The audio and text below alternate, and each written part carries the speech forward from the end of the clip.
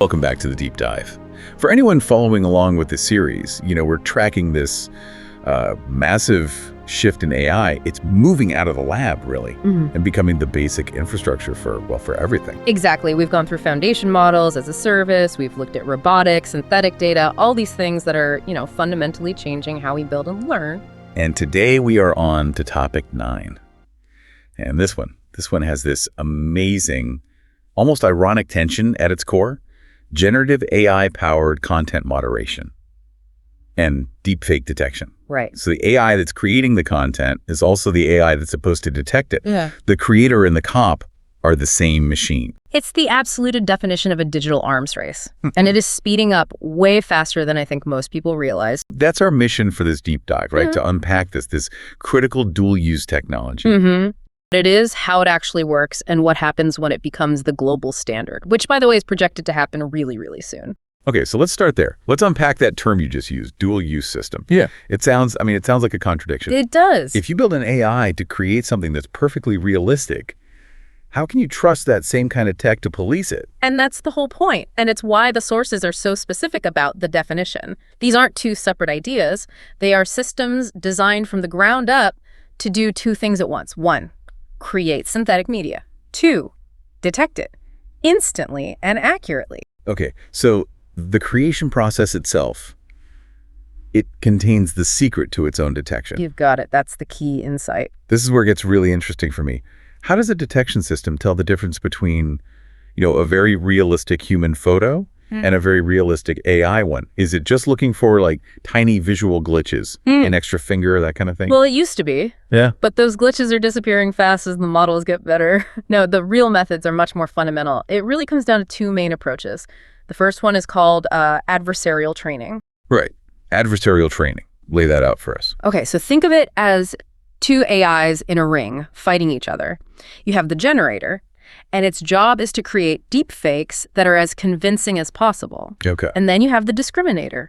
Its only job is to spot the fakes. But here's the clever part. They train against each other in real time. The discriminator gets better at spotting fakes, which forces the generator to get better at making them. And that in turn makes the discriminator have to get even sharper. Exactly. They're locked in this constant battle, making both sides smarter and more sophisticated. It's resource intensive for sure, but it's incredibly effective at improving accuracy. Okay, so that's one method. What's the other one? You said is a game changer. It really is. It's called forensic embeddings. Forensic embeddings. That sounds like a digital watermark. That's the perfect analogy, but it's a mandatory one. When a generative AI creates an image or a piece of audio, it embeds these tiny, invisible digital signatures, basically right into the file itself. And they can't be removed. They're baked in by the model that created them. It's like a digital receipt that says, I was made by this model at this time. So the detection AI isn't looking for flaws anymore. It's just scanning for that signature. So it's not guessing. It's reading a fingerprint. A technical fingerprint. Yes. Which is, that's so urgent given the speed all this stuff is being created. So where are we on the timeline for this? Is this theory or is it happening? Oh, it's happening. We are firmly in the deployment phase right now. So 2024 through 2026. This stuff is being built into the big content platforms as we speak. We are well past the lab phase. But the really critical window is coming up after that, right? That's it, 2027 to 2029. The projection is that these systems won't just be a feature, they'll become global standards. The baseline for all digital infrastructure. Global standards. Yeah. This isn't just about what a social media company does. This is about national security. It's about IP law. It's about the very nature of, public discourse. The stakes are just astronomical. Which brings us to the bigger picture. Why is this so crucial? What is the core job of these detection systems? The main goal really is transparency. It has to be.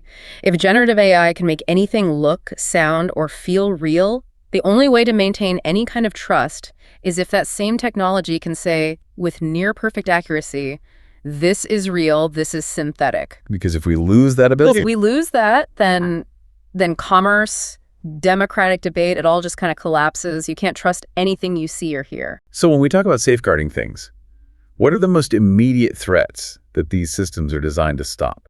You can really break it down into 2 big areas of impact. First is just platform safety. These systems can act in real time to flag things like like massive disinformation campaigns that are trying to swing an election, or the spread of extremist content, and maybe most critically, the immediate takedown of non-consensual deepfakes.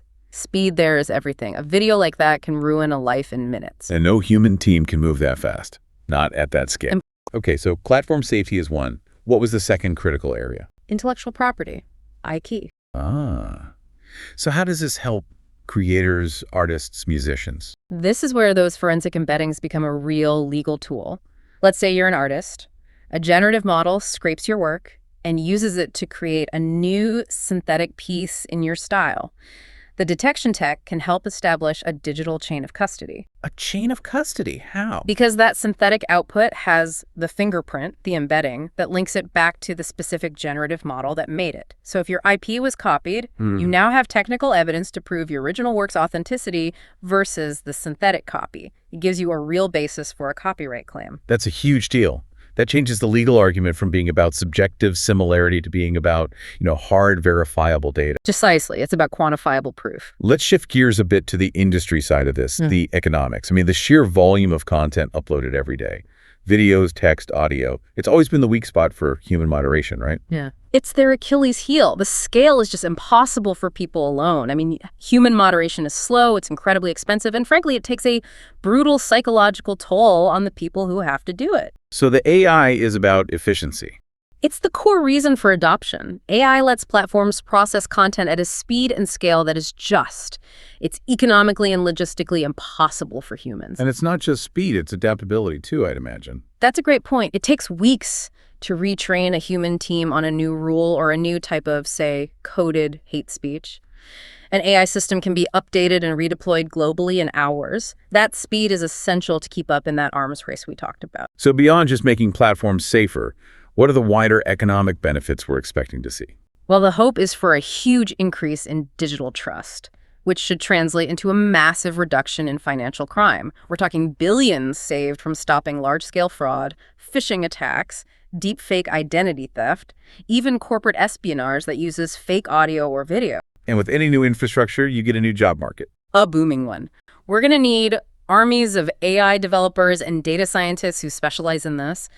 But maybe more importantly, there's this huge new need for ethicists and governance experts, the people who draw the lines and write the rules for what these incredibly powerful systems are allowed to do. The human minds setting the rules of the road for the AI cops. You have to have them. And for you and me, the everyday user, the benefit is just a cleaner, safer internet. In theory, yes. If these tools can filter out the worst of the toxic, fraudulent, and explicit content, the whole online environment just becomes less hostile. It could elevate the experience from one where you're always on guard to one where you can assume a basic level of security, which is pretty critical since we all live there now. Okay, this all sounds incredibly promising, but you keep bringing up the arms race. If the system is adversarial by design, the other side is always trying to get ahead. How does that actually play out? It's nonstop, and it is the single biggest challenge. So imagine a new generative model, let's call it Generator X, makes a deep fake. The current detection system, System Y, spots it because of some little artifact it leaves behind. Yeah. Well, the creators of Generator X immediately retrain it to get rid of that specific artifact. Now the ball is back in System Y's court. They have to spend enormous resources to update their own model, to find a new signature to look for, and on it goes. So the cost isn't just a one-time build, it's the perpetual massive cost of retraining just to stay level. It is a massive resource sink. And the moment you stop investing in that constant retraining, you fall behind, and the system gets flooded. It's why the research all stresses this need for continuous, almost real-time model updates. And beyond the cost, there's the elephant in the room here. Yeah. Privacy. If an AI is scanning every single thing I upload, how is that not just mass surveillance? That is the incredibly fine line these algorithms have to walk. They need to scan content for violations, but they have to do it without being invasive. I can hear the platforms now arguing they're just looking for a technical signature, not reading the meaning of my private message.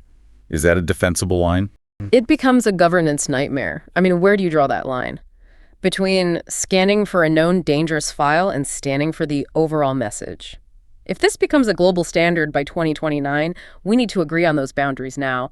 Otherwise, every platform will just make up its own conflicting rules. And that brings us to the core limitation, the thing that humans are good at, context.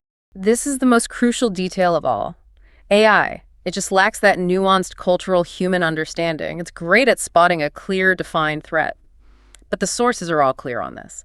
AI gets it wrong all the time with things like sarcasm or political satire or coded language that only a specific group of people would understand. If an AI misreads satire as, say, hate speech, what happens to the user? The consequence is your automated moderator becomes a tyrant. Imagine some political commentary mocking a dictator using coded language. The AI, trained on keywords, might just flag it as extremist content and boom, takedown, ban. So legitimate speech gets silenced, while the actual bad actors just learn to change their language to get around the AI's filters. So let's synthesize this. We have AI, which gives us the speed and scale we absolutely need. Humans can't match it. But AI completely lacks the contextual intelligence for fair judgment. So what's the central finding here? Is it augmentation or is it replacement? It's a clear consensus across all the research. AI is most effective when it is used to augment human teams, never to replace them entirely.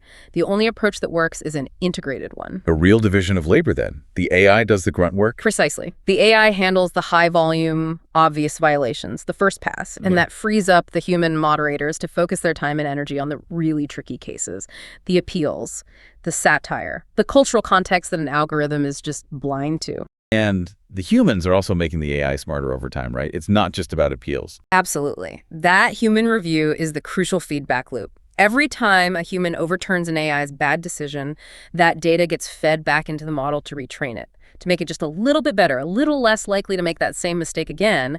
Without that, the AI just stagnates. So we've got this incredibly powerful dual-use tech, the creator and the cop. It's on track to become a global standard by 2029. And it promises a safer online world, but only if we keep human oversight as a non-negotiable part of the system. That's the compromise, yes. You leverage the machine's speed, but you absolutely have to retain human fairness. Okay. We have covered the tech, the timeline, the arms race. It's a lot to take in. But before we go, here's a final thought for you to chew on. If human review is so essential for fairness, for handling appeals, for understanding culture, how much faith can we really put in a so-called global standard by 2029? Are we really automating moderation?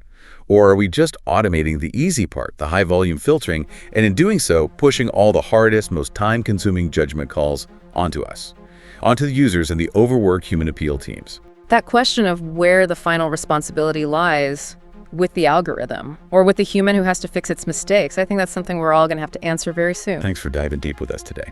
Until next time, keep exploring, keep questioning, and keep diving deep. Thank you for listening to today's podcast.